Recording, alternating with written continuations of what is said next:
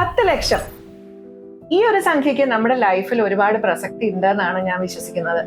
ഞങ്ങള് ശരിക്കും ഈ ബിസിനസ് തുടങ്ങിയത് 1997 ആദ്യമൊക്കെ കുറെ പ്രോബ്ലംസ് ഉണ്ടായിരുന്നു. ശരിക്കും പറഞ്ഞാൽ കുറച്ചെങ്കിലും സേവ് ചെയ്യാൻ തുടങ്ങിയത് ഒരു ഏർലി 2000s കുറച്ച് വർഷങ്ങൾ എടുത്തിട്ടാണ് ശരിക്കും ആദ്യത്തെ 10 ലക്ഷത്തിലേക്ക് എത്തിയത്.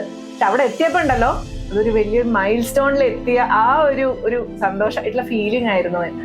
അപ്പൊ എനിക്ക് പറയാനുള്ളത് എന്താ വെച്ചാല്, നമ്മളൊരു 10 ലക്ഷം എന്ന് പറയുന്ന ആ ലെവലിലേക്ക് എത്തുമ്പോൾ പിന്നെ നമ്മുടെ ജീവിതത്തിൽ വരുന്ന പല ഒരു ഫിനാൻഷ്യൽ ആവശ്യങ്ങളോ ഷോക്സോ ഒക്കെ കുറച്ചും കൂടെ ഈസിലി അബ്സോർബ് ചെയ്യാൻ നമുക്ക് പറ്റും.